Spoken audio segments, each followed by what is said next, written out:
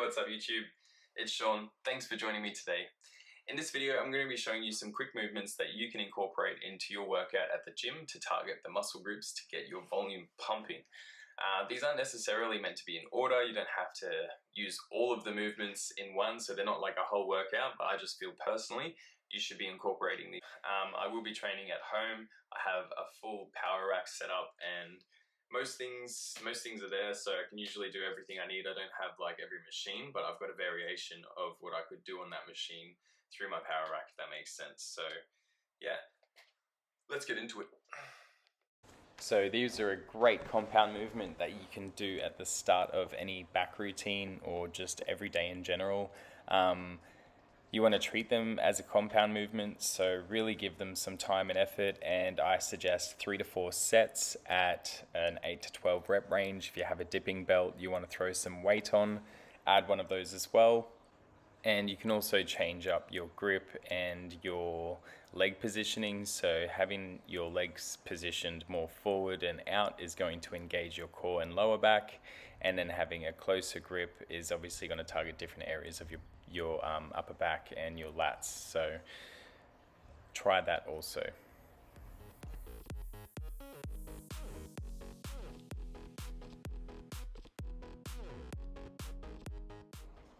So this is a pretty standard movement, a wide grip lateral pull down. I like to use this to get some width. It's going to target that the wide portion of your V taper. Anything that's an underhand close grip is going to do further down your lats and have different target areas. So with this, always change up the grip as well. And you want to also focus on keeping that negative in control and engaging your muscles throughout the whole movement. So you want to really keep that tension on and feel the burn. And the same again, so 3 to 4 sets at a 8 to 12 rep range. If you want to go till failure, dependent on where you place this throughout your routine, you can do that also. So this is just a slight variation where you lean back slightly and pop your chest out still, but it engages the muscles just a bit differently, and I find personally if I've pre-fatigued myself too much that I can do a bit more or go a bit longer doing it this way, but I'm usually balanced and I can do it perfectly upright or well, not perfectly upright, but upright compared to angled back like this. So either way, they're just different variants.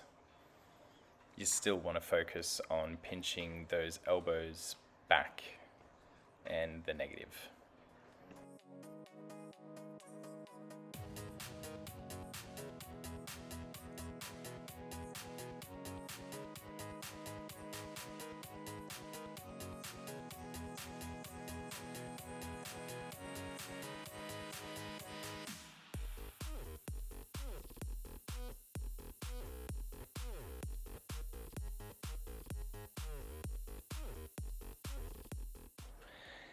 The single arm dumbbell rows, the bent overs, can be a bit tricky to master at first, so I suggest starting off with a light weight and doing just as many as you can, looking in the mirror or even filming yourself until you understand how this movement works and you can feel how the movement works, because you do want to feel your lat engaging.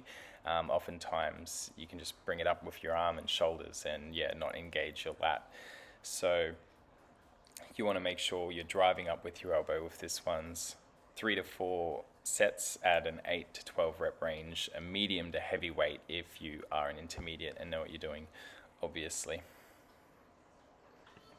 So again, just another variant of the bent over row. This is a head supported one.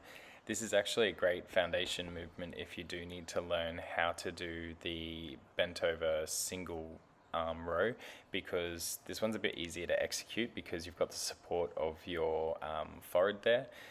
So yeah, practice on these and then jump over to those previously.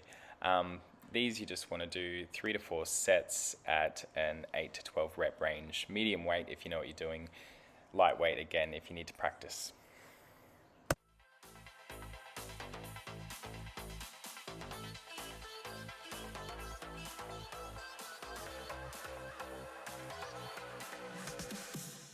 I find after using any dumbbell pulling motions, I always like to jump onto the cables. It's just a good way to target the opposite area of that muscle group. Mix it up, of course, these aren't in order, but again, 3 to 4 sets of this movement, and you wanted to hit an 8 to 12 rep range. This is a movement you want to keep under tension, so you want to feel the force of your elbows driving back, but then don't relax at the bottom and bring them back up to the top. You're fine to relax at the top and then re-engage and bring it back down. Imagine your shoulders at the hinge. You can have a slight bend in your torso as well.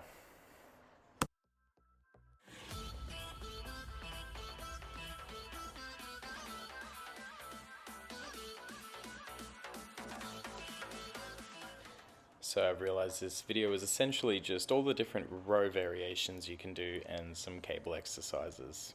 No, but these are essentially like the other movements with different supports, so you're going to work the muscle groups a bit differently. Again, 3 to 4 sets at 8 to 12 reps. You can go heavier on these, so really emphasize learning the movement, and you can jump over to things like this and then really jack up your volume of your exercise, and yeah, try and hit some personal goals and lift heavier and grow those muscles, I guess.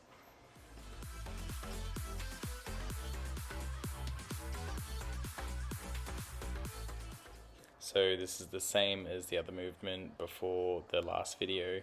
It's just a wider gripped straight arm pull down, so the same movement techniques apply.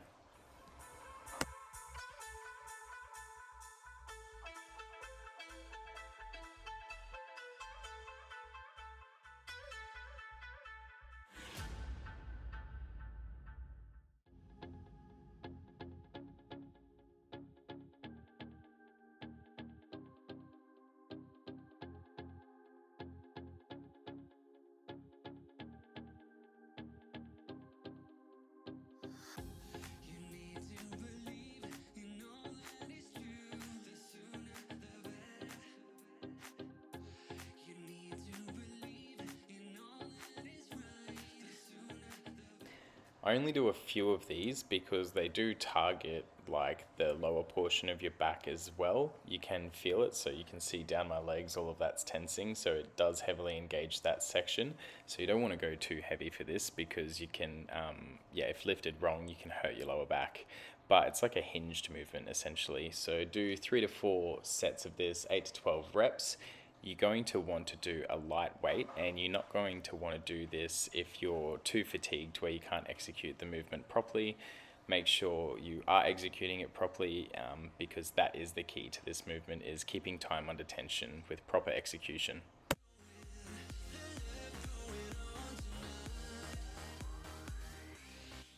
Row, row, row your boat.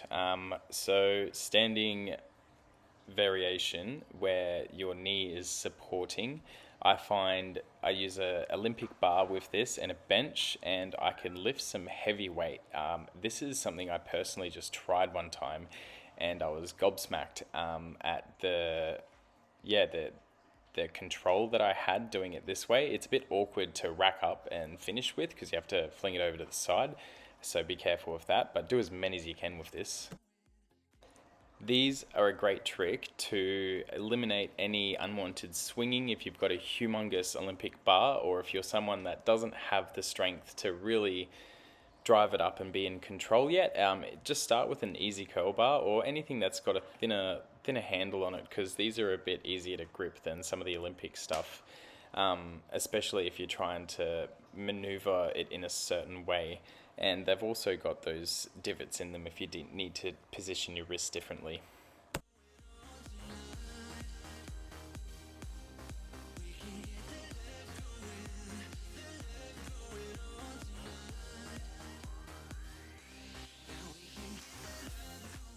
Well, I actually just got this arm blaster. I don't even know if I'm using it correctly at the moment because I was using it differently earlier and it felt like it was breaking my ribs at first because I've got nothing there in front of that, so it was a bit painful. So I've tucked it right up and it feels good, but I just had to throw this in there because I thought it looked so cool how vascular I was after my full workout.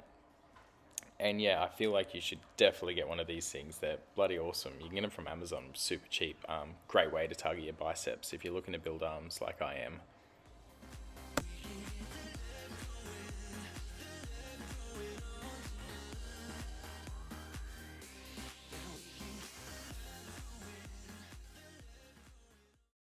So if you did enjoy this video today, you guys, make sure to subscribe. I will be releasing more content weekly and targeting different muscle groups and just talking life, mental health, gym, everything like that in general, I guess. It's just a project that I've wanted to work on for so long. I just felt this would be something fun to do for myself and watch me grow as a person. So yeah, if you enjoy stuff like this, subscribe and tune in for more. But thank you for watching, you guys, and I'll see you next time.